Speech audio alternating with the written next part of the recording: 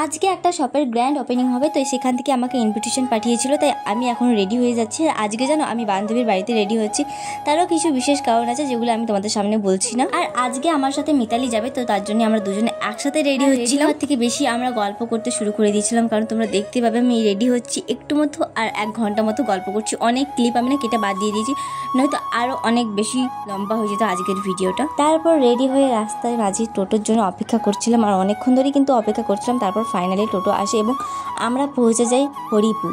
আর তখনও যেহেতু হাতে একটু সময় ছিল, তাই ভাবলাম যাই একটু হাতটা ঘুরে আসি। আর এইদিকে যেন একটু হলেই জাস্ট আমার অ্যাক্সিডেন্ট হয়ে যাচ্ছে। আসলে ওই লোকটা দোষ নেই, দোষটা আমারই। আমি এই রাস্তা থেকে ওই রাস্তায় চলে যাচ্ছিলাম না দেখে। আর এখনও যেহেতু হাতে একটু সময় আছে, তাই ভাবলাম একটু ঘুরে নিই, তারপর আমরা ইভেন্টে জয়েন করব। পরে ইভেন্ট শেষ হওয়ার পর আমরা আবারও ঘুরতে আসবো এই হাট সাইডে। তারপর আমার খিদে পেয়ে গেছিলো, দেন আমি খেয়ে নিয়েছিলাম একটু দই। তারপর যেখানে আমাদের ইনভিটেশন ছিল সেখানে আমরা চলে যাই। আর আজকে যেন ওই বেলুনের কালার আমার ড্রেসের কালার অনেকটা ম্যাচ করে গেছে, হোয়াইট অ্যান্ড রেড।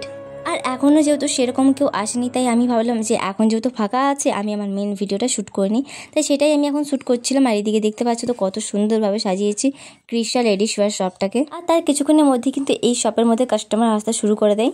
আর দেখতে দেখতে শপের মধ্যে এতটাই ভিড় হয়ে গেছিলো যে আমি ভিড়ের মধ্যে নিজেকেই খুঁজে পাচ্ছিলাম না। এখানে ওনাদের কিছু রিচুয়ালস ছিল যেগুলো কমপ্লিট করছিল, আর আমি সেগুলোকে মনোযোগ সহকারে দেখছিলাম। দেখো আজকে কিন্তু মেন ভিডিওটা খুব তাড়াতাড়ি আপলোড হবে, তার জন্য কিন্তু তোমাদেরকে আমার চ্যানেলটা সাবস্ক্রাইব করতে হবে। তারপর সেখানে সমস্ত কিছু কমপ্লিট করে আমরা আবার চলে আসি হাটে, এবং হাটে এসে না একটা ফাঁকা জায়গা খুঁজছিলাম, কারণ ওইখানে একটা রিলস বানানোর ছিল। ওই কারণে সবার সামনে তো সব কিছু বলা যাবে না, আমারও নিজেরও লজ্জা লাগে, তার কারণে একটা ফাঁকা জায়গা খুঁজছিলাম। ফাঁকা জায়গা খোঁজার পরে আমরা সেখানে রিলসটা শ্যুট করি আগে। আর যারা সেটা দেখোনি তারা কিন্তু আমার ইনস্টাগ্রাম আইডি থেকে দেখতে পারো।